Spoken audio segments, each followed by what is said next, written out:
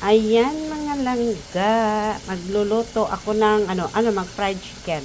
Ginawa ko na mga langga ng ganito kasi nakalimutan ko pala na mag-vlog pala ako, mag-video. So, ito na lang. Late na siya. Pero, ito naman ito ay, alam nyo na, yung mga pangpalasa, cornstarch lang to nilagay ko kasi na may crispy fry. Kasi nga, para crispy siya. So, tinimplahan ko to na mahiwagang panimpla mga langga. So, ayan. Isang buong, isang buong manok. Tapos, nandito na siya. Kumukulo na yung manok na niluluto ko, mga langga. O, diba? Crispy na to, o. O. Ayan, o.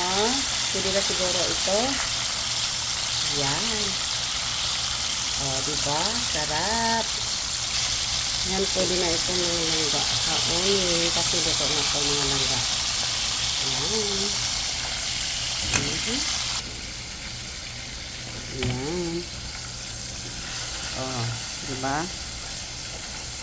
Yan ang fried chicken ko.